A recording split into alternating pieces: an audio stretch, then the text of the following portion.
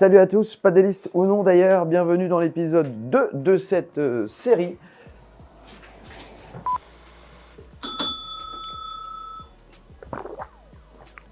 C'est un métier. Est-ce qu'on est prêt, Aurel? Tout est bon? Salut à tous, padélistes ou non d'ailleurs, bienvenue dans le deuxième épisode de Padéliste. Padéliste, qu'est-ce que c'est? C'est une série de 8 épisodes, tournée et diffusée sur un an. L'idée c'est d'aller à la fois à la rencontre du monde du padel, que ce soit en France ou en Europe, voilà, de découvrir ce sport qui est en plein développement, et puis aussi de suivre notre progression à nous. On est débutants, l'idée c'est d'aller le plus haut possible. Mais je crois qu'ils sont au courant parce que normalement vous avez regardé l'épisode 1. On espère, et si c'est pas le cas, séance rattrapage, c'est maintenant. Bon, ils regardent, j'espère. Ils sont partis pour une heure.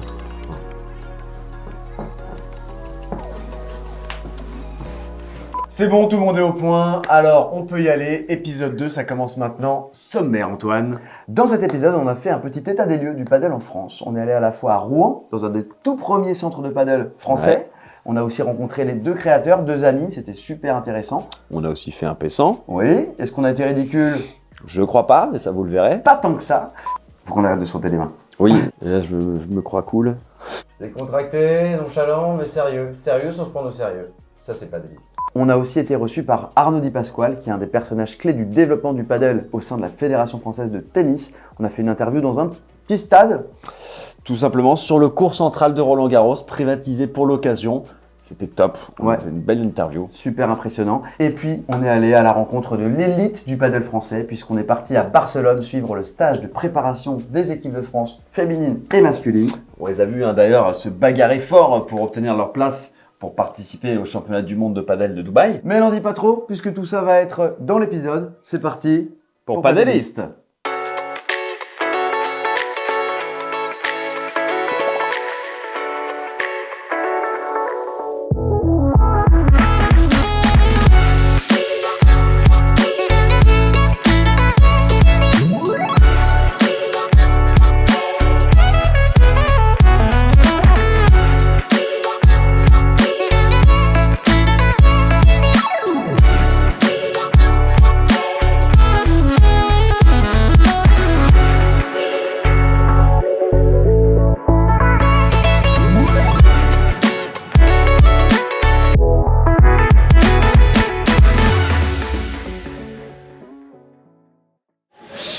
Et voilà, en direct de l'aéroport, 3 heures de sommeil, et puis on va où? On va On va à Barcelone. à Barcelone pour retrouver l'équipe de France de padel. C'est leur dernier stage avant les championnats du monde de Dubaï.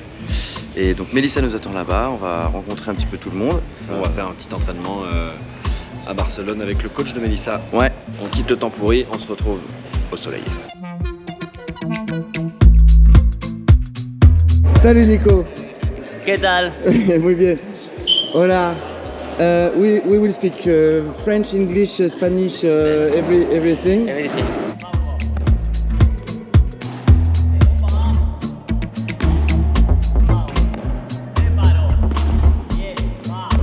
Bien. ¿Cuál es el mejor momento? Bien. Cuando Genial. está aquí Bien. o aquí. Aquí es shop.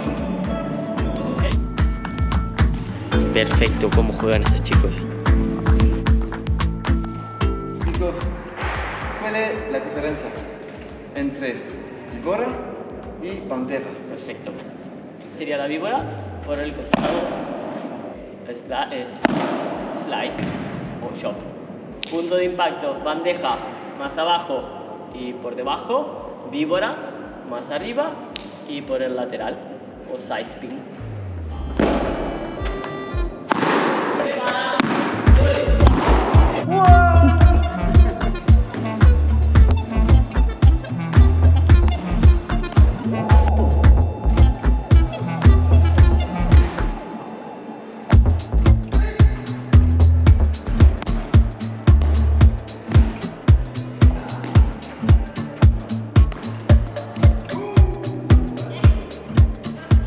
Muchas gracias para todo Nico et Manu.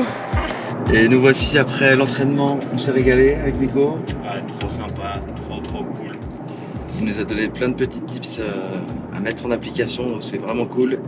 Et maintenant, on retrouve Mélissa et donc sur leur site d'entraînement, un petit peu plus loin, et on espère pouvoir interroger pas mal de monde de l'équipe de France, les filles et les gars.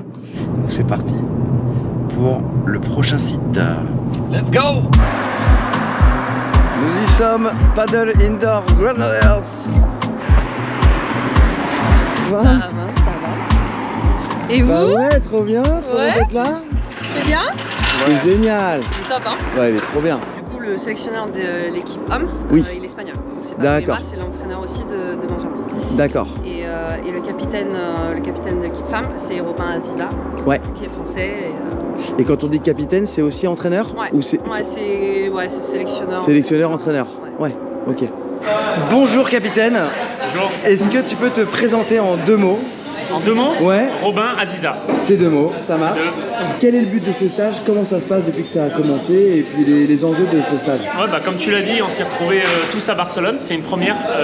L'organisation d'un rassemblement ou d'un stage, comme on veut l'appeler, à Barcelone, c'était un message sympa envoyé auprès des joueurs et des joueuses. D'abord parce que beaucoup s'entraînent ici ou s'entraînent en Espagne.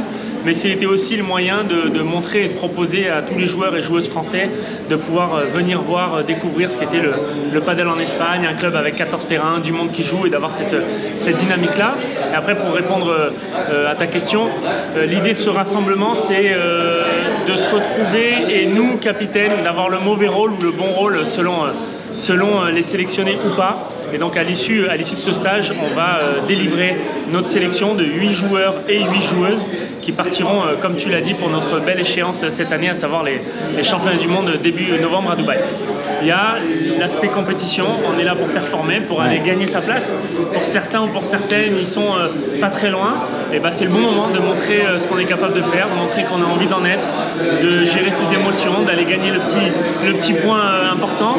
C'est nous, les sélectionneurs, on a cet œil-là, et on essaye d'aller, à la fin de ce stage, réaliser, j'ai envie de dire, la meilleure sélection possible. À nos yeux, ce sera la meilleure. Et du moment aussi. Et du moment, après, les résultats feront qu'on aura eu raison ou pas.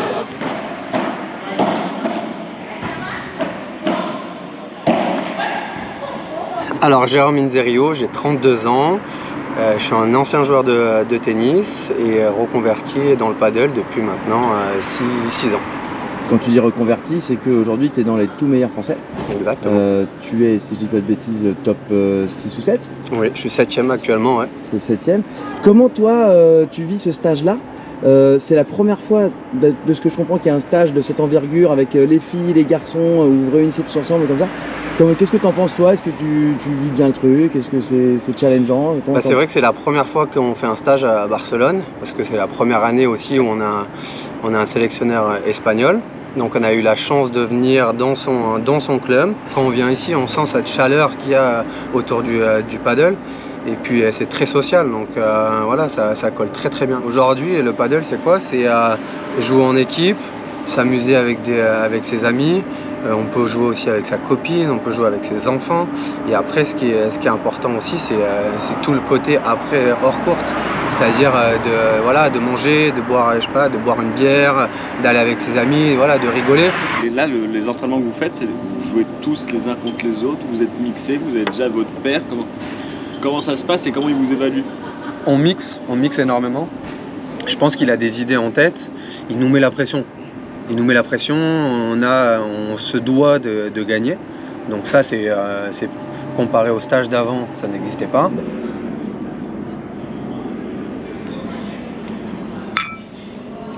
Salut. Ça va? Ça va Adrien? Ouais, et toi? La forme? Bah ouais, grave. Est-ce que toi, le championnat du monde de padel, c'est l'objectif ultime, toi, dans ta carrière? Est-ce que c'est ce qu'il y a de plus haut? Ouais, c'est ce qu'il y a eu de plus haut. En tant qu'équipe, j'ai déjà fait au Paraguay en 2018, oui. Ouais. J'ai fait plusieurs championnats d'Europe aussi. Ouais. Moi personnellement, c'est ce que j'aime dans le sport, c'est ces moments-là justement, c'est ceux qui me font le plus kiffer, ceux où je suis capable de vraiment te dépasser, me dépasser, aller au bout de mes limites, c'est dans ces moments-là. Après individuellement, il y a des tournois aussi qui sont importants. Moi cette année Roland Garros c'était très important pour moi. Carrément. J'ai vécu un super moment. On rappelle que tu as gagné un match sur le Central. Exactement, celle-ci se perd, donc c'est sympa. Il n'y a pas de place réservée dans l'équipe de France. Ouais. Ce qui est important, c'est que si j'intègre l'équipe de France, je sois une plus-value pour l'équipe. Donc si le sélectionneur considère que je suis une plus-value pour l'équipe, et ben, je serais très content d'être dans l'équipe. S'il me dit, voilà, j'ai quelqu'un de plus fort que toi, ou alors qui, dans l'ambiance en dehors du terrain, apporte plus que toi, ou alors qui, dans les moments durs, apporte plus que toi, plus de soutien et tout, dans ce cas-là, je serais content et je serais derrière l'équipe quand même.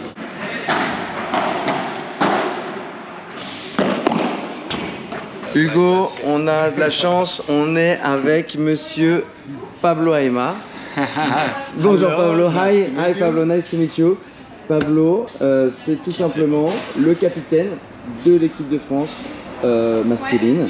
Yes, who takes the responsibility to be these selections to arrive to the top. Yes. This is a really hard task.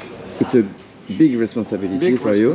The first time that you are el seleccionador de un país? Or Yes. you do The that first before? time. First time? The Okay. first time.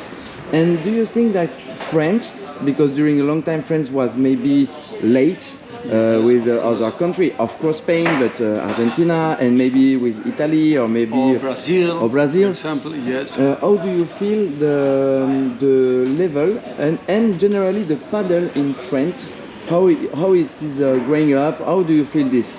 Yes, the paddling in France is growing a lot. Incredible. In the 5 years ago, nobody knows about Benjamin Tisson, nobody knows about Jeremy Scatena or Thomas Lick. And now there are players that they are playing very well. They are playing, for example, in the World Padel Tour. Yeah. In the last, I don't know, 3 or 4 months ago, Jeremy Tisson. Benjamin Tisson won a set against the number 1, LeBron and Galan. Ouais. They are playing well. Now we have a group of players that they are a good level. I had to do a list with 12. Yes. Yes. And now I have to choose only 8.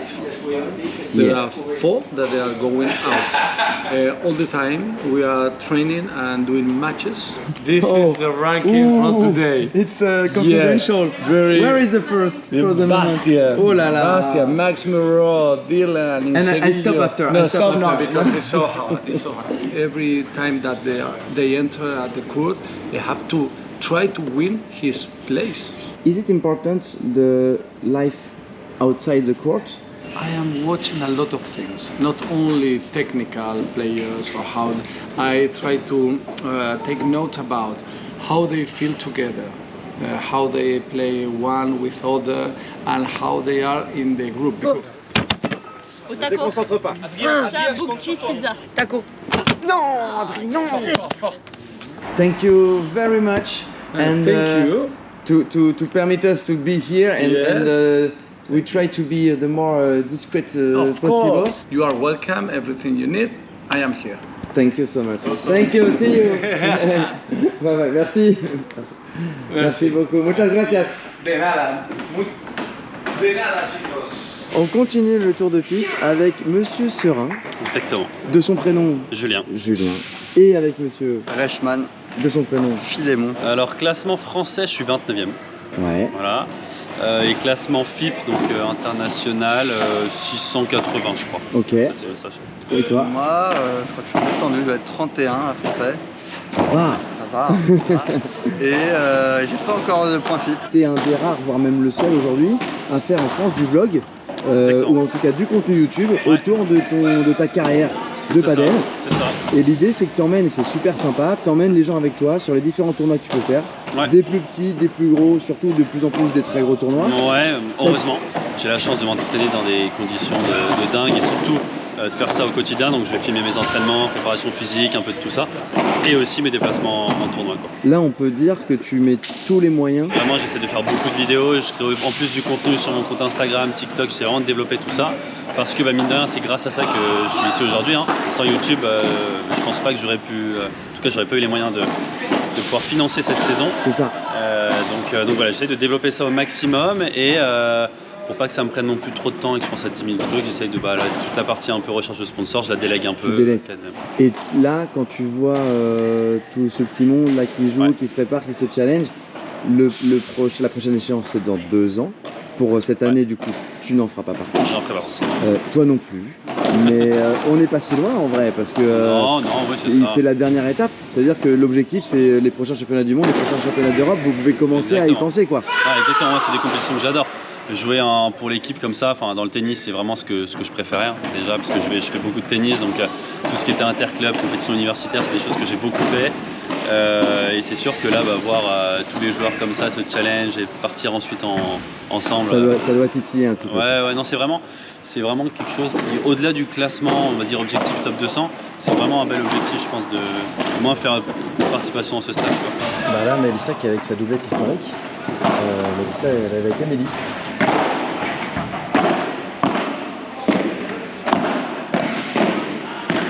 Tu nous présentes celle qui est ta partenaire. Amélie, oui. Prénom, nom de famille d'Étrivière. Très bien. Voilà. C'est bien dit. Non, son âge, non. Très jeune. Non, je suis là pour apporter un peu de fraîcheur. C'est tout. Voilà, la nouvelle vague. Voilà. Exactement, c'est une nouvelle recrue. Et donc joueuse de droite, un tout petit peu plus petite que moi, mais du coup très grande. Ouais, du coup vous restez un grand duo. Voilà, on est un grand duo difficile à passer, à lober. Et là, si on parle de la compète qui arrive, on sait que là il y a un gros suspense évidemment, mais est-ce que si vous êtes sélectionnés toutes les deux, est-ce que l'évidence c'est que vous jouiez ensemble sur cette compète ou est-ce que c'est possible que vous jouiez pas ensemble? Alors, c'est possible qu'on joue pas ensemble. D'accord. Mais voilà, après c'est possible parce qu'on ne sait pas comment les autres paires vont être formés. D'accord. Donc il est possible, il faut s'attendre à ça en tout cas. Dernière minute du stage, je crois que c'est le dernier match. Ouais. Et le coach demande aux autres de soutenir l'une équipe ou l'autre pour les mettre un peu dans la pression pour les mettre en condition de tournoi. Exactement.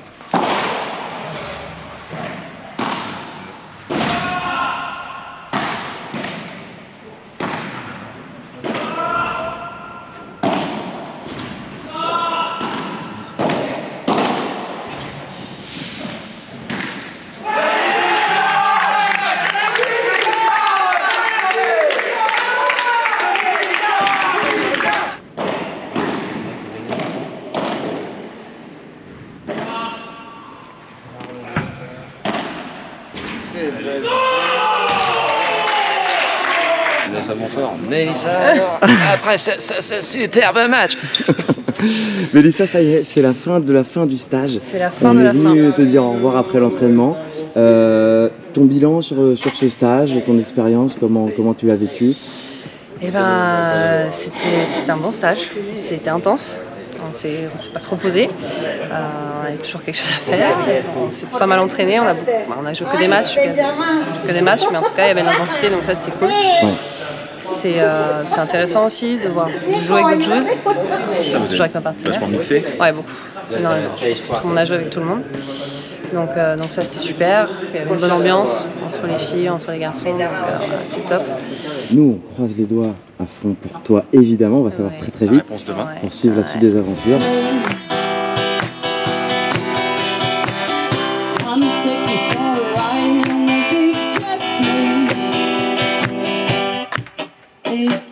Ciao, ciao, ciao, Barcelona!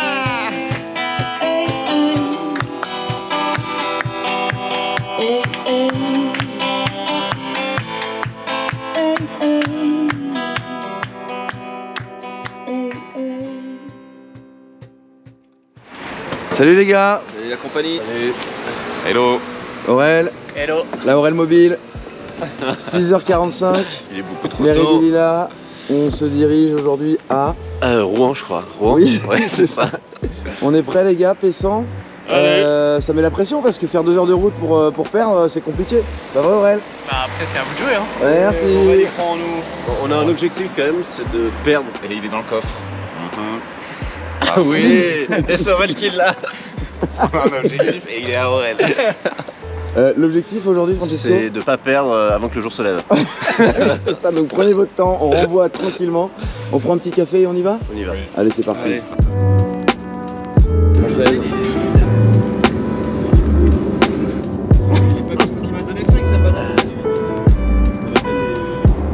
Arrivé 8h42, ça tombe bien, le tournoi démarre à 8h45, donc on est large. On est largement, on a quoi? 3 minutes 4 de minutes battement pour se préparer? C'est parfait. C'est parfait. Se chauffer, se changer, Hugo. manger une banane. Moi je suis retenu. Ah, Hugo a prévu le coup, l'autre Hugo. Aujourd'hui, ton objectif personnel en termes de jeu, en termes de dynamique? Allez, bah écoute, ça va être le même que un peu ces derniers temps. C'est propre, efficace, concentré et la niaque. Et puis bonne communication avec le partenaire, bon positionnement sur le terrain. Et bah c'est déjà J'ai pas pris un mal. accent, je sais pas pourquoi. Francesco. Objectif, ce serait bien de gagner un match. Pas se rendormir, pas vomir. Se faire plaisir, bien communiquer avec mon partenaire Antoine et aller le plus loin possible, tout simplement. Tout simplement. Hugo, objectif top chef. Je crois que mon partenaire a un peu tout dit. Hein. C'est vrai qu'on va essayer d'être propre, bien sur les appuis, essayer de ne pas perdre trop de balles. Surtout, vraiment, pas les retours de service et pas trop de vitres. Et déjà, si on arrive à faire aucune faute, être propre et parler, il y a de la place. C'est déjà super. Et toi Antoine, quels sont tes objectifs de la journée? Eh bien écoute, cette question me surprend.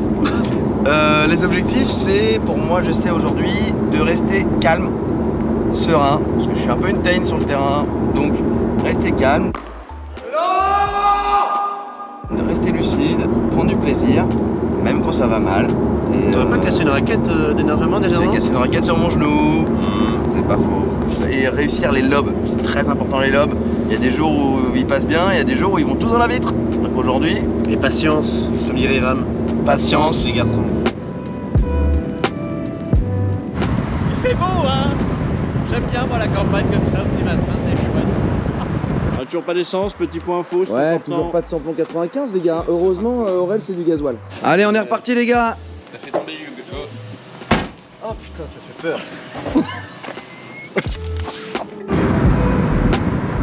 Je vous emmène où Aurel? Les amis, nous y voilà. Quelle heure il est? 8h48. 8h48, Padel Arena, on avait rendez-vous à 8h45. C'est pas mal. Allez. Merci Aurel. Merci Bravo beaucoup. Aurel, très belle conduite.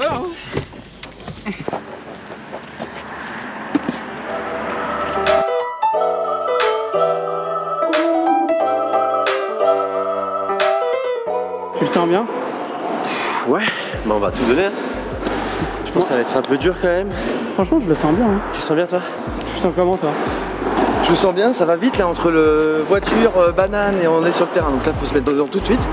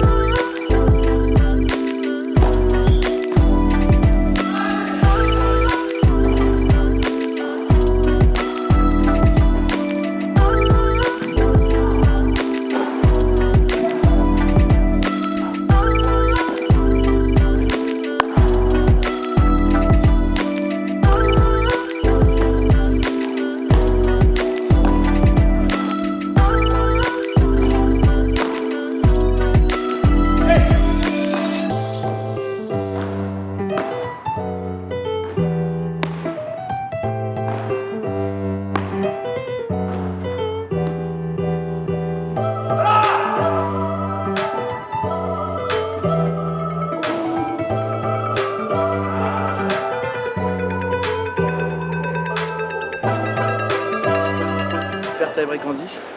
Là, on est à 4 super tie-break de perdu avec Francky. Il faut un peu oublier ça et je te le rappelle, donc on se remet dedans direct.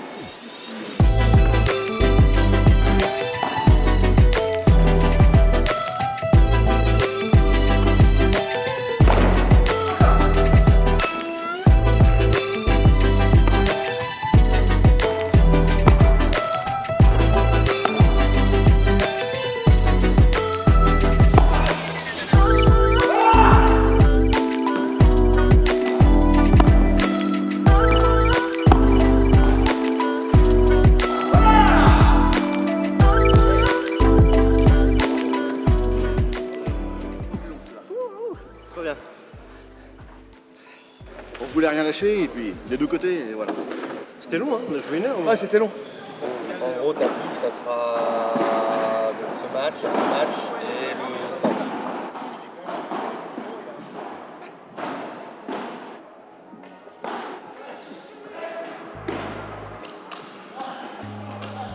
Les cas, il vous reste 2 matchs. Premier match, il va définir si vous gagnez, vous allez jouer la place 9 à 10.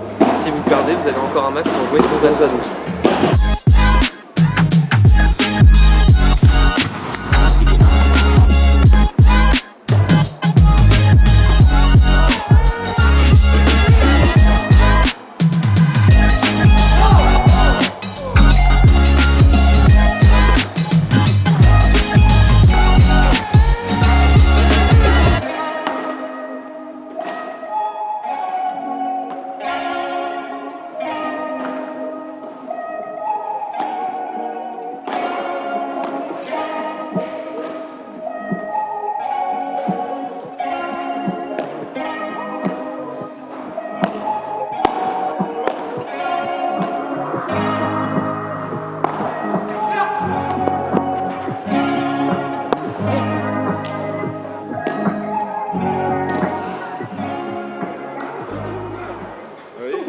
J'ai envie de pleurer. Premier match de la saison, les gars. Ouais, première victoire. Première victoire. Bien joué. Bien joué. Faut pas dire ça, les gars. Vous étiez assommé votre match d'avant. Bon, Tu me diras, nous aussi, hein. c'est très dur, c'est des champions, les mecs. Hein. Là, McEnroe, il est trop balèze. C'est leur première victoire de la saison. Eh ben, je suis heureux de vous l'offrir, les gars. Ah, c'est gentil. Ouais, moi, j'en ai pas forcément besoin. Ça va. Je me dis bien de gagner. C'est quoi ça?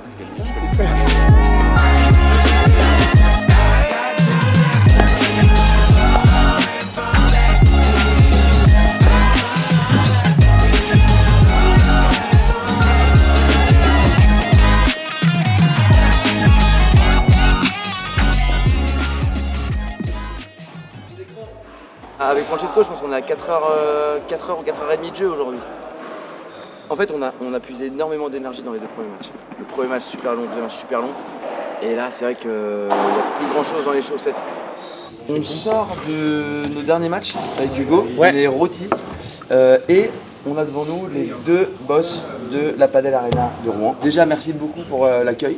Parce que toutes les équipes ont été super sympas. Les pâtes étaient très bonnes. Les pâtes étaient bonnes. Les terrains au top. Ça, c'est important. Ouais, c'est important. La bière. La bière, elle est très bonne, c'est une petite bière du coin. C'est une bière normande. Exactement. Voilà, donc rafraîchissante. Depuis combien de temps vous avez créé ce centre de padel près de Rouen? On a ouvert le 21 octobre 2014.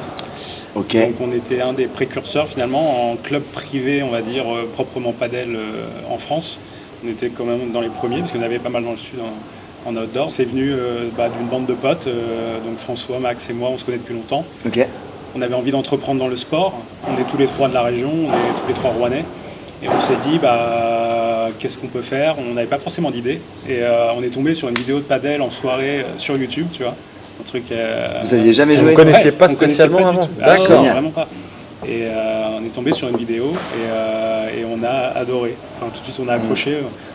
On a regardé, on a fait c'est quoi ce sport, c'est génial. Ça a l'air mortel. Ça a l'air ludique, il faut l'essayer quoi. Et on est parti aussi très vite en Espagne. En fait, on s'est dit allez, on s'est inscrit, on est parti à Gérone, on s'est inscrit à un tournoi de padel, on n'avait jamais joué. Et c'est vrai qu'on s'est dit du coup faut aller voir un petit peu ce que ça donne. Et c'est vrai qu'en Espagne c'est la folie. Donc, en fait, tu peux passer ta journée là-bas. En fait. Du matin au soir, tu peux passer ta journée là-bas.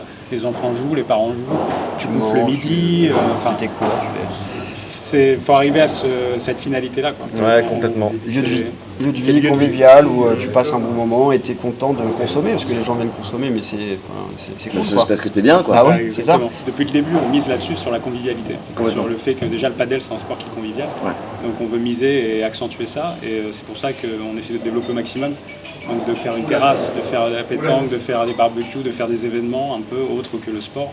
Mais vous voyez que ça s'accélère récemment, c'est assez constant. Pour moi, il y a eu un virage fin d'année dernière. Vraiment. Ah oui, en fait, pour moi, c'est assez récent. Après, c'était en train de monter forcément, mais en fait, la médiatisation du padel sur Canal+, ça a été un Roland Garros aussi. Roland Garros qui est venu. C'est un peu lié, ouais, tout ça. Hanouna et Roland. C'est ça. Et en fait, ça a été un boost, mais dingue. On l'a ressenti en fait. Vous êtes joueur de padel? Ouais. Ouais, on s'amuse. Ouais. Vous vous amusez à jouer. Vous faites des petits tournois quand même? Ça nous arrive de faire des petits tournois quand on... Le meilleur classement que vous ayez eu?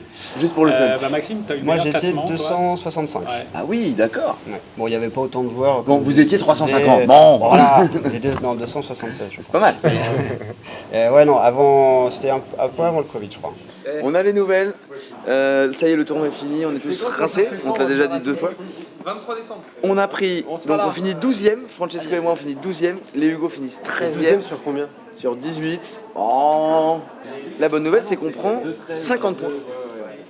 Et les deux Hugo prennent 48 points. Donc c'est cool parce que ça va nous aider à progresser au classement. Bien joué.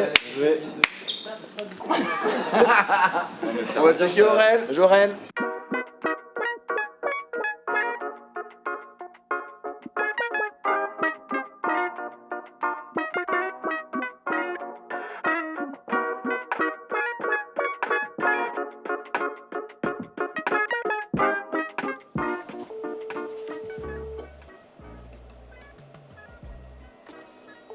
On va essayer d'appeler Jérôme, un des joueurs de l'équipe de France.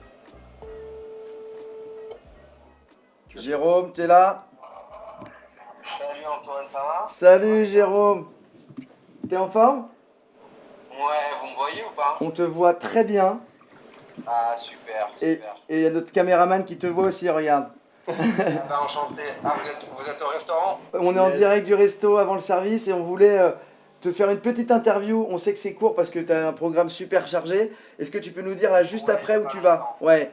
Tu vas où juste après?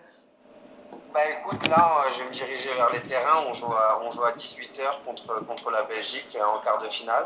Bravo les gars.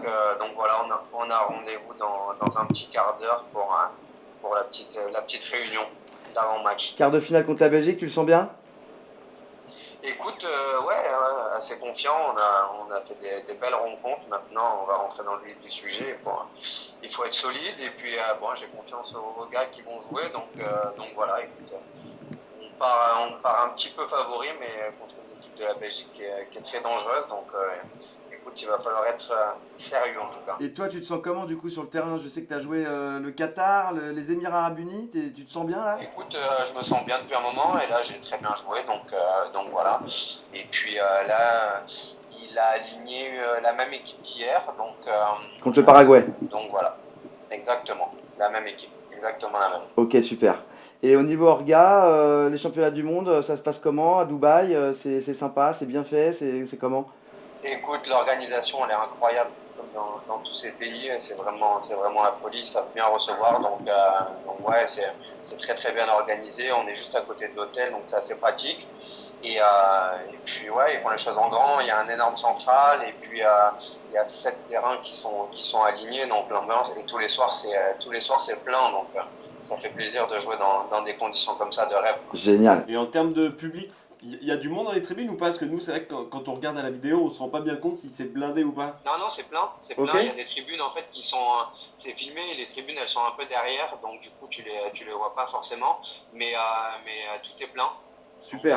Donc ça fait plaisir à voir.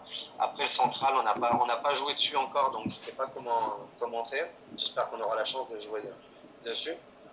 Mais en tout cas, ouais, il y a énormément de monde. C'est vrai que l'engouement ici dans les Émirats, c'est vraiment impressionnant. Et au niveau ambiance, il y a du monde dans les tribunes, les Français, vous faites du bruit. C'est quoi la nation qui fait le plus de bazar en tribune?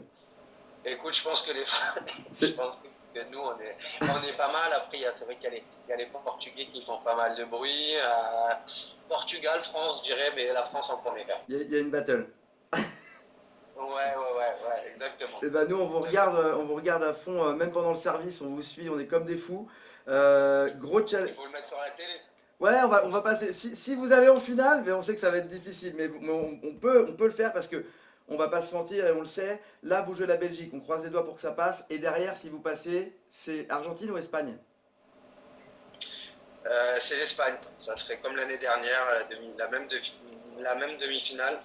bon, de toute manière, voilà. Déjà, nous, notre objectif, c'est d'être en demi-finale. C'est ça. Ça, c'est une chose qui est, voilà, c'est vraiment notre objectif. Et après, ça sera que du bonus. On sait que de toute manière, l'équipe de l'Espagne, elle est injouable, on va pas se mentir. Ouais, c'est compliqué. Ça sera vraiment que du bonus et puis essayer d'aller chercher la 3e place, ça serait incroyable. Objectif médaille. Exactement, ça serait dingue. Bravo à vous les gars, vous nous faites kiffer. On t'embête pas plus, Jérôme. Merci beaucoup, super, merci. Et on passera te voir en Espagne aussi. Avec plaisir, ça marche. Salut Jérôme. Salut Jérôme. Ciao les gars, bon service. Merci, ciao. Ciao. Jérôme adorable comme toujours. Grave. Super dispo. On l'avait croisé, vous l'avez vu juste avant dans la vidéo au stage à Barcelone. Super disponible. Là, il est entre juste avant de jouer les quarts de finale. Je suis pas sûr qu'il joue lui les quarts de finale parce qu'il y a 8 sélectionnés, il y en a 6 qui jouent à chaque fois. Donc il a joué certains matchs, il joue pas forcément sur ses quarts. On espère qu'il rejouera plus tard. Mais en tout cas, c'est un mec trop cool, très sympa, ultra fort, numéro 7 français. Et allez les Bleus. Très fun. Et très fun, fort et fun. Et puis on ira sûrement le voir dans le prochain épisode. Ouais, on va passer le voir en Espagne certainement, mais ça, ce sera pour plus tard. On tourne l'épisode 2 là. Là, on est dedans, là. Ok. Aujourd'hui, qu'est-ce qu'on va faire, les gars? On va s'entraîner. Oui. On sait pas quel est le thème du jour. Eh ben, c'est surprise. Thème surprise, m'a dit Ramon. Ah, on fera des petits cadeaux.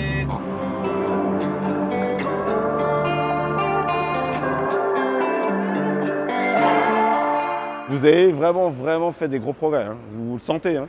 Il y a du déchet, il y a des trucs où des fois vous avez l'avantage et le petit trop plein.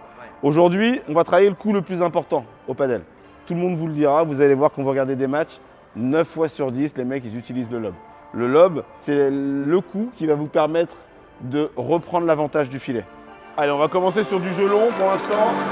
En ligne. Voilà, je ramène la balle droite derrière la ligne. La balle doit toujours passer devant moi. Ouais, les garçons, encore. Ici, voilà, super, dommage, on le voit. Un lob réussi, la zone, c'est derrière cette ligne. Il faut que cette balle vienne toucher cette zone. Tout de suite, les garçons. Hein. La frappe, ouais. Plus haut. Voilà. Le lob doit me permettre de venir là.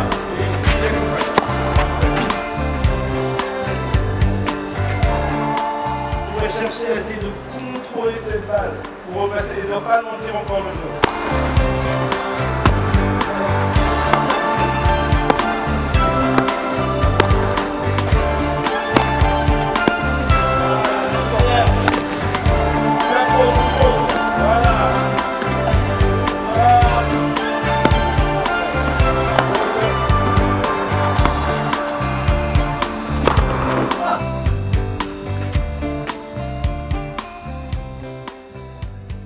Pour jouer le lob, déjà, votre raquette doit être vraiment près du sol, l'avant-bras, ici. C'est un bloc. Flexion, ça part des jambes, je pars des jambes, je pousse, j'accompagne et j'essaie de garder la balle le plus longtemps en contact avec ma raquette.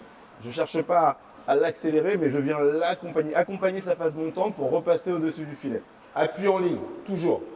Je descends, je fléchis, j'attends que cette balle remonte et dès qu'elle remonte, je monte avec elle. Et coup droit, c'est pareil. Ici, je m'arrête, je m'appuie, j'ai ma raquette qui est devant moi et toujours, j'essaye de jouer à plat. Donc je descends et je l'accompagne. Balle facile. Là, je prépare et je suis déjà sur mes appuis. Hein. Donc là, appui et je viens l'accompagner. Par contre, je dois vraiment regarder ma balle. Hein. Je ne la perds pas de vue. Le plus important ici, c'est la fin de mon mouvement. Et j'explose. Je regarde ma balle, j'accompagne, et je reste un moment en l'air. C'est-à-dire que la fin du mouvement, je dois être ici. Si je suis ici, le lob il est raté. C'est sûr que ça va être trop court. En bas, flexion, extension, et je termine le mouvement. Comme quand je suis au golf, tac, tac, tac, je termine le mouvement, tout le corps est parti derrière. Merci à vous, Bravo les garçons, à vous, maintenant on met ça en application. Hein.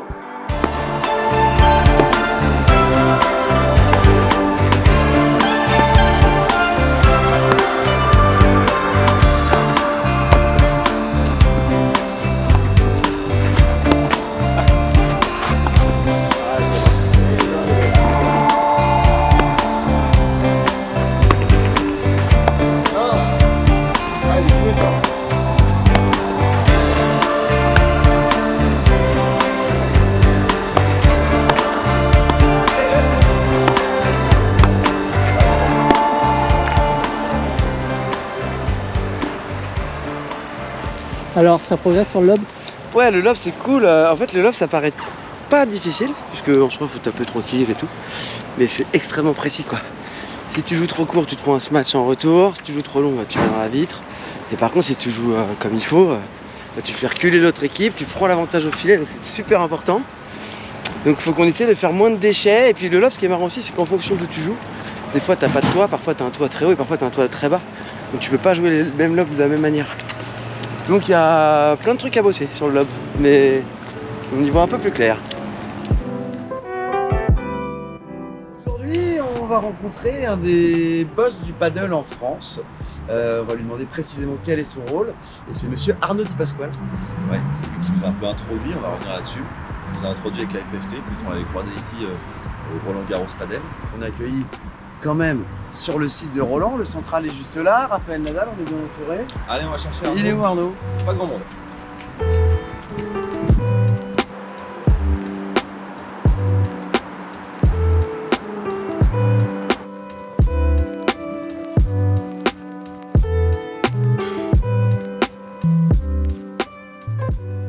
On est en direct tout simplement du cours central de Roland Garros. Voilà, ça c'est simple, c'est efficace. Et on est avec Arnaud Di Pasquale. Merci de nous accueillir ici, c'est incroyable. Pourquoi Arnaud, on est allé te chercher toi? Parce que raconte-nous aujourd'hui quel est ton rôle à la FFT dans ce petit monde du padel. Alors dans ce petit monde du padel qui bouge, hein. Ouais. Alors je suis directeur du tournoi. D'accord. Et puis je suis dans le développement global. Maintenant un peu plus orienté sur les équipes de France, sur le parcours de formation, parce qu'en fait on essaie d'écrire une politique sportive, étant donné que ce sport est en plein boom, étant donné que ça touche toutes les populations, toutes les générations.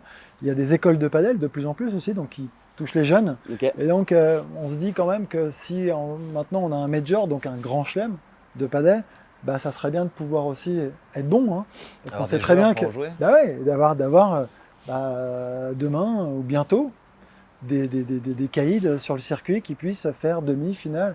Là, on sait que l'Argentine et l'Espagne, surtout, trustent un peu tous les titres. Ouais. Et parce qu'ils ont beaucoup d'avance. Ils ont ça, ils ont quoi, une génération minimum, 10-15 ans. Ouais.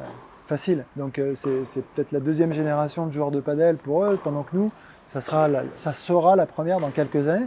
Donc c'est là où on enclenche, on donne un peu l'impulsion. Et donc on doit mener cette réflexion. Il faut aussi travailler sur l'enseignement.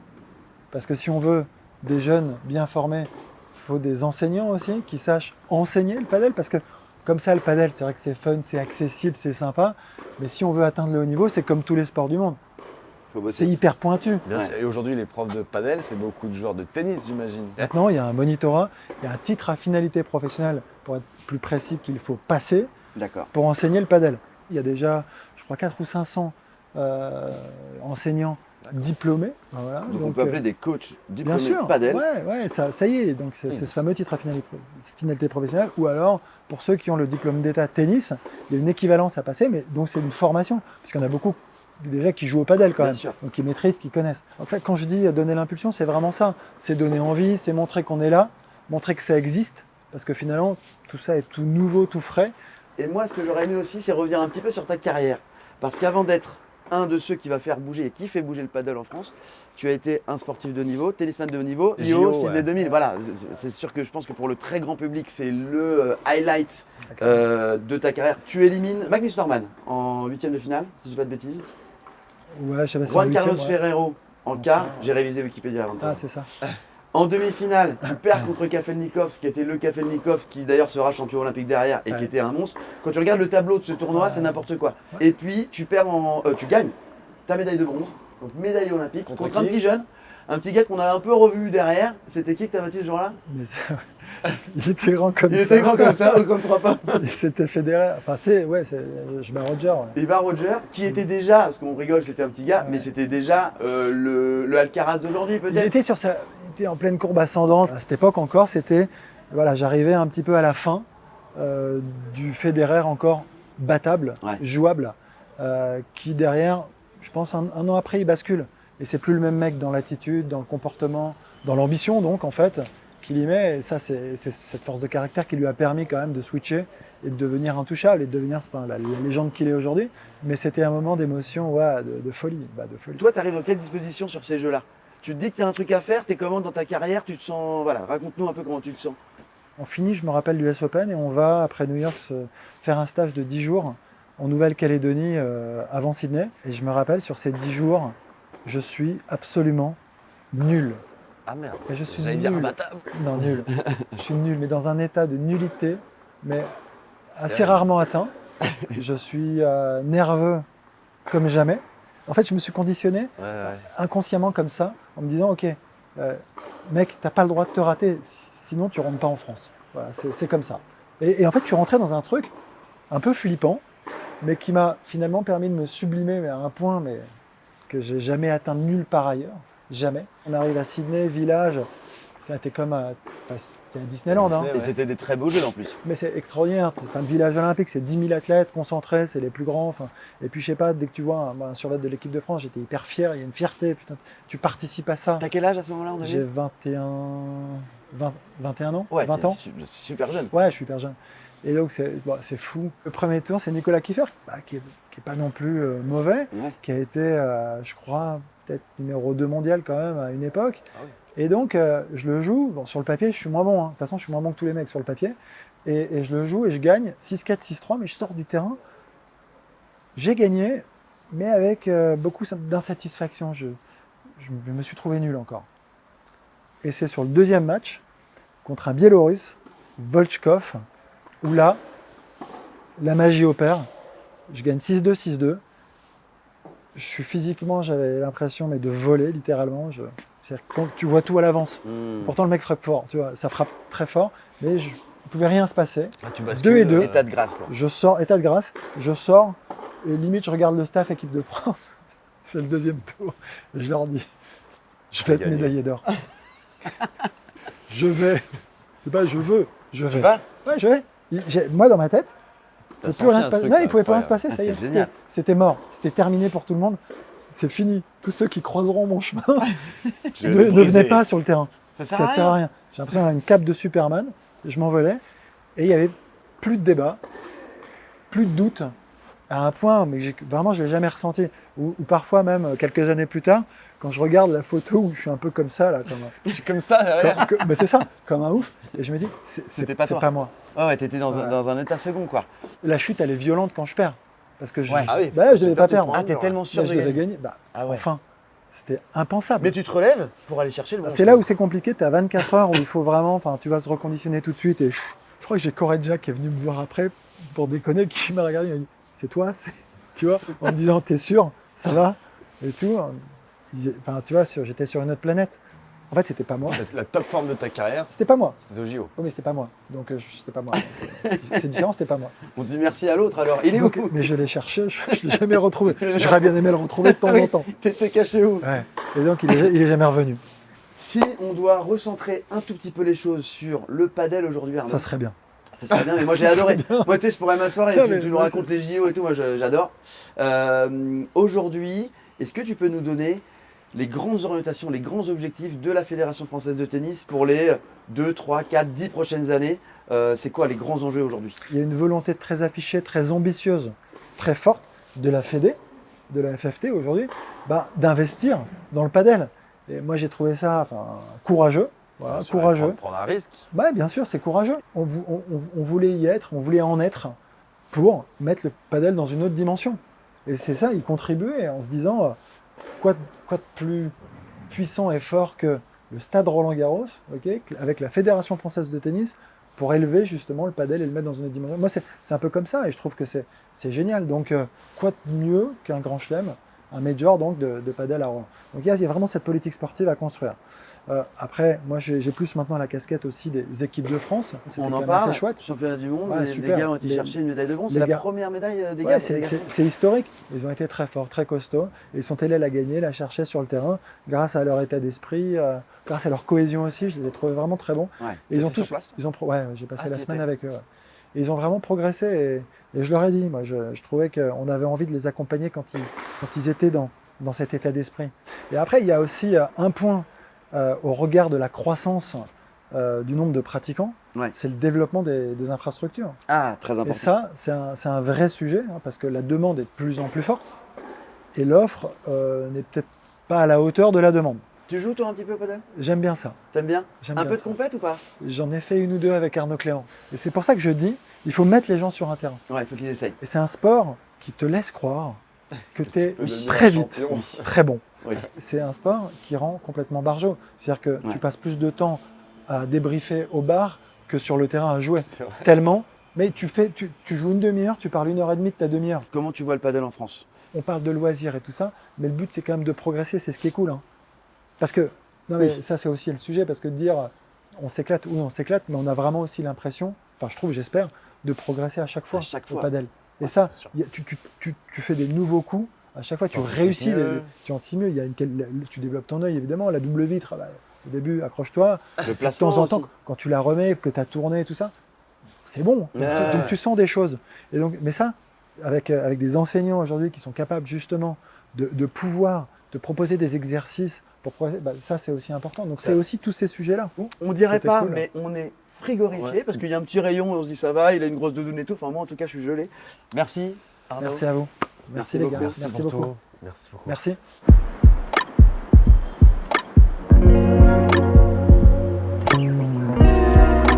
Sorel. Ça va?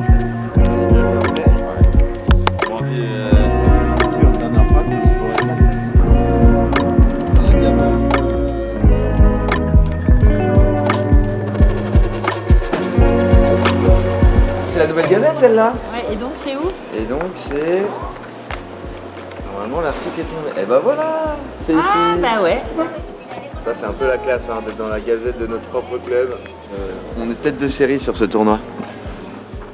Tête de série numéro 2 et les gars ils sont tête de série numéro 5. Est-ce que c'est pas un peu la classe? C'est pas un peu le début de la gloire? C'est comme, tu sais, t'as toujours Federer et Nadal. Voilà. Au tableau, bas de tableau. Voilà. Et nous, on est. Allez, Federer. Aujourd'hui, amusez-vous. Hein. Eh oui, bien Amusez-vous. sûr, bien sûr. Step by step. La victoire? Ouais, Ok. désolé, on est peut-être trop Non, non, mais attends, pourquoi désolé? Tant mieux. Si on Ah, prenez les terrains couverts parce que les autres là. Voilà. Regarde ça. Ce temps magnifique. Ça ici, il fait toujours beau. Hein. Dès qu'on arrive aux pyramides, c'est pas dur, le soleil, c'est vrai, hein, c'est fou.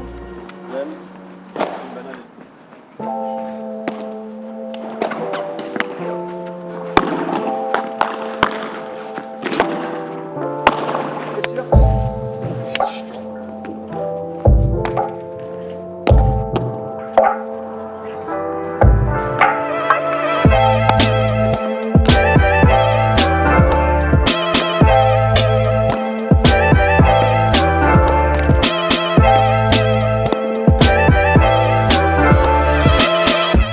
Il y a 4-1 pour eux au premier set et ils viennent 1-0. Bon, le match est alors qu'on les laisse bien. Content de voir les progrès des garçons.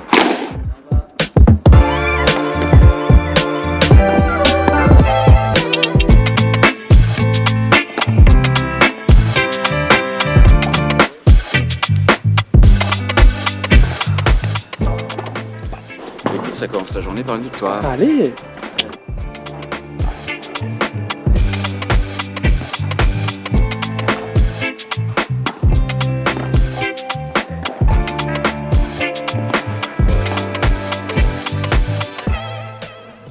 Vous avez gagné? Allez. Allez les gars.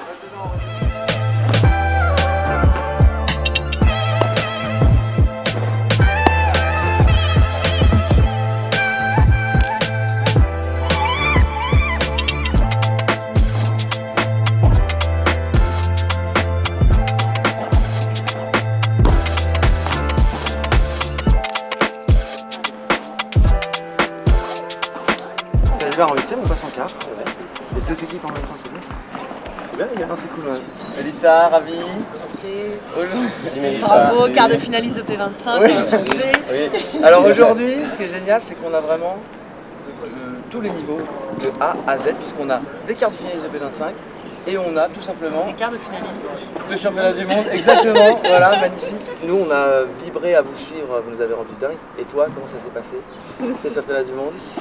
Bah, déçu, dur. dur, on termine 7ème et c'est pas vraiment ce qu'on visait. On visait plutôt demi-finale. Sachant qu'on était mal barré à la base parce qu'on a perdu notre premier match de poule contre la Suède. Ouais. Donc on n'y croyait déjà pas trop parce qu'on pensait finir ou 2e ou 3e. Ouais. Donc déjà tombé en quart de finale contre l'Argentine. On avait déjà effacé ce rêve de 3e, 4e. Et au final, c'est tellement serré entre Brésil, Suède, et qu'on a terminé miraculeusement première du Parce groupe. que ça s'entretue, vous êtes 3 équipes au même nombre de points, ça se joue au goal average. Tu vas chercher la victoire avec, je crois, Fiona. Et on a filmé en direct du service. Oui, on était en plein service au restaurant, on peut montrer à quoi ça ressemble quand on a suivi ta victoire, parce que c'était super. C'était comme ça. Le champion, J'adore, non, mais les mecs, c'est incroyable. C'était comme ça. Aurèle, remets-nous les images du 22 février 92. Hugo, balle de match pour Mélissa. Allez, on rappelle que c'est le 2e match de ces championnats du monde contre le Brésil, faut surtout pas perdre. Aïe. Là, les gens se demandent ce qu'on regarde. Mélissa qui sait. Nouvelle balle de match, Hugo. Nouvelle balle de match. Olivier, Coco Olivier. C'est la balle de match et c'est Mélissa au service. L'histoire est très très belle. Allez Mélissa, va chercher le point pour la France. Va chercher le point, smash-moi ça. Ah la contre-attaque. Ah là là, la contre-attaque. Aïe. C'est pas terminé cette affaire, En attendant, ça part sur du taco. Oui, allez. Nouvelle balle de match. Mais non. Autre balle de match, dépêche-toi. Allez, cette fois-ci c'est la bonne. Allez. Fais du bruit. Oui, il y a des clients qui mangent peinard et ils se demandent vraiment ce qui se passe. Bon, regardez, la salle est comble. Pendant ce temps-là, il y a du padel, hein, les gars. Allez, Mélissa. Allez. C'est bon. C'est magnifique. Tu peux pas crier Mélissa, mais on va te l'envoyer tout de suite la vidéo. Bien joué la coach. Bien joué Mélissa, magnifique, tu nous as fait vibrer. Trop bien. Et on n'oublie pas également sa partenaire parce que c'est un sport collectif, c'est la fête, c'est la fiesta. C'est le padel qu'on aime. Allez au boulot, il y en a qui attendent leur frites. Donc, je suis super contente parce qu'on termine première. Bon tirage en soi sur le papier parce qu'on joue contre la Belgique en quart. En principe, sur le papier, vous êtes favorite contre la Belgique? Ouais. Et défaite contre la Belgique au match décisif que j'ai joué également au 3e set. Donc, 3e set du match décisif contre la Belgique au bout du bout. 40-15 pour les Belges, balle de match. Aïe. Amélie, Mélissa, contre la Belgique, quart de finale. Oui, 40-30, première balle de match sauvée. Allez. Allez, Mélissa. C'est Amélie. Allez. Encore une balle de match à sauver. Allez. Cours. Aïe. Victoire des Belges. Bien joué, Mélissa, Amélie. Et là, l'idée, c'est de rester sur une bonne note à la fin. C'est ça. Et c'était dur, mais vous avez réussi à finir sur une victoire. Ouais, on a fini sur une victoire. C'est vrai que là, on était vraiment favorite pour le coup contre l'Allemagne. Ok. Et moi, j'étais mise sur le 3e match et je ne comptais plus parce qu'il y avait déjà 2-0. D'accord. Encore moins évident. Mais au moins, tu restes sur le souvenir d'avoir fini par une ouais, bonne note. au moins, on a fini sur une victoire. C'est le bon côté des matchs de classement. Bah ouais, tu veux. Les matchs de classement, c'est le bon côté, c'est que tu peux finir sur une victoire. C'est clair. Donc voilà. Il y en a qui ont terminé sur des défaites, nous on termine sur une victoire. Bah oui, le finaliste perdant, il finit par une défaite. Je suis désolé. Petite passe décisive pour parler des mecs qui, eux, ont réussi à accrocher la première médaille de l'histoire. Ils le méritent parce qu'ils ont fait vraiment un parcours sans faute, ils ont très très bien joué. Ils sont vraiment allés chercher cette médaille. Ils perdent que contre l'Espagne en fait, là où il n'y avait rien à faire. Exactement. Et tout le reste, ils ont été là. Quoi. Et ils ont été là. Le dernier match contre le Portugal, c'était dingue. C'était match contre l'Allemagne qu'on avait fait. Donc après, on avait parti les voir directement. On était là toute l'après-midi. C'était jusqu'au soir. C'était dingue. On va se remettre dans nos matchs parce que nous, on est quart de finaliste. Quand même. Non, Mélissa, en tout cas, bravo. Je crois qu'on peut féliciter Mélissa. Bien sûr, bravo Mélissa. Tu les as vus jouer un peu là? Ouais. Aïe. Ça va? Bah Ça ouais, progresse. je trouve que ça progresse. Je trouve que ça progresse vraiment. Vous êtes pas mal agressif, ça progresse en défense. Il y a juste encore des petits problèmes de placement de temps en temps. Ouais. Quand vous êtes au fond, restez au fond. Quand vous êtes devant, allez vraiment devant, restez pas entre les deux.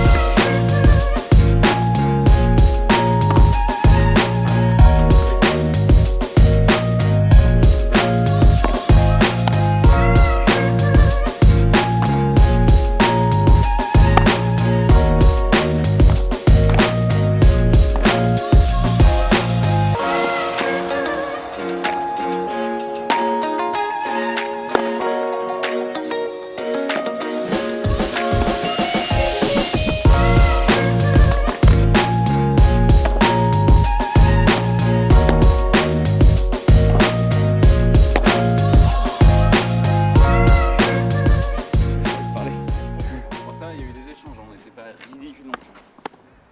Enfin, faut demander aux adversaires d'ailleurs. Non, franchement, je veux dire. Le score, on a été souvent à égalité avantage à C'est ça, beaucoup ouais. de jeux, là. Mais non, on a fait des matchs comme ça aussi. Tu fais tout à 41 et tu perds 0. Bah là, 4-0, mentalement, c'est dur. Ah ouais, Même si au-dessus de votre côté, c'est sûr, mais. 4-0, 4-0. La roue de vélo 4-0, 4-0, la route vélo.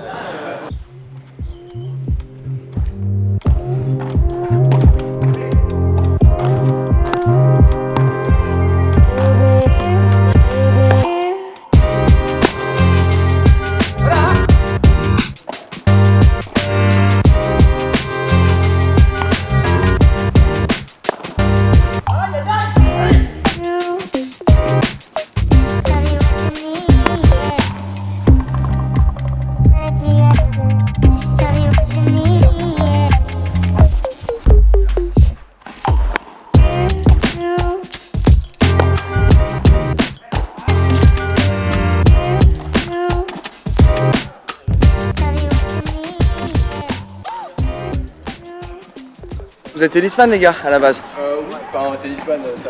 Vous jouez au tennis? Ouais, on joue au On tennis. le sent, on le sent. Ouais. Sur le côté de tennis, toucher le raquette, vous étiez grave solide. Ouais. Par contre, là où on aurait pu retourner le truc, c'est sur le côté vraiment padel. Ah bah, clairement. sur les placements et tout, en défense, on n'était pas du tout. C'est ça. Et en fait, bah, on a fait trop de fautes et vous avez été super solide. Et puis au début, on essayait de vous lober, mais au final, au paddle, tu prends l'ascendant quand tu vas au filet. Ouais. Et derrière, pour passer, on était un peu en mode un lob, deux lobs, et puis après, quand ça tourne dans tous les sens, on n'arrive pas à. Exactement. Donc on a fait que 4-5 paddles ensemble, donc forcément. Et au service, vous étiez solide. Au service, on C'est dur, essaie de. on dans est les plus à coins. l'aise au service Ouais. qu'au retour. Ça, c'est un retour dès que tu jouais la vitre. Ouais, surtout toi, le Je service sais dans pas le coin, comment te placer. Avec l'effet, parfois ça accélère un peu sur la vitre. Tu te retrouves en panique en fait. Et du coup, c'est notre premier tournoi, donc on est venu pour voir un peu. Ouais, Et bah, je sens que sur le côté paddle, c'est dur techniquement, il faut en faire plus. Quoi. Vous avez une bonne base tennis à mon avis, et si vous vous placez bien, ça va être solide. Ok, on finit mais 5ème du oui, tournoi cinquième. sur 18, on est content. Bah, meilleur sur classe- 16, sur 16. Meilleur classement. Meilleur classement, et puis On gagne a- en tout 3 matchs. On gagne 3 matchs, on perd un match.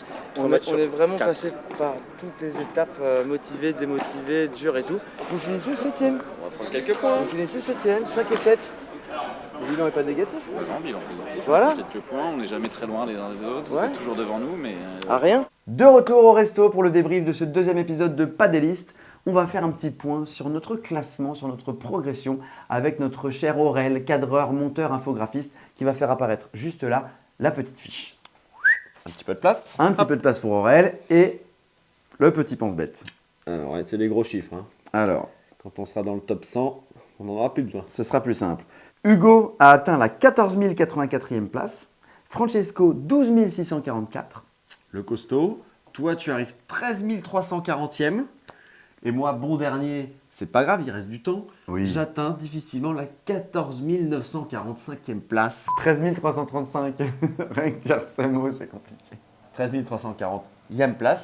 Et moi, 14 945e place. Et en plus, vous avez remarqué, Ah oui, j'avais pas dit. vous avez ça. rien remarqué, il a plus de lunettes. Donc les lentilles, ça va t'aider. Et dans le prochain épisode aussi, on va switcher les paires. Je passe avec Hugo. Je jouerai donc avec Francesco. L'idée, c'est de créer une nouvelle dynamique, une nouvelle énergie, c'est important. Il nous reste à remercier tous ceux qui nous soutiennent dans ce projet, le Club des Pyramides qui nous accueille, nos coachs, Hiram et Mélissa, la Fédération française de tennis, Wilson, qui est également là avec nous et heureusement qu'ils sont là. Ça, je ne sais plus parler. N'hésitez pas aussi à suivre notre compte Nos Instagram. aventures. N'hésitez pas aussi à suivre notre compte Instagram, on fera vivre les aventures de l'intérieur, et puis à liker, commenter, partager, la cloche bleue, tout ce qui s'ensuit sur YouTube. Quant à nous, on se retrouve après les fêtes de Noël. On vous souhaite de très bonnes fêtes. Nous, on va essayer de pas trop prendre de kilos parce qu'il faut qu'on soit en forme pour l'épisode 3 et ça se passera en 2023.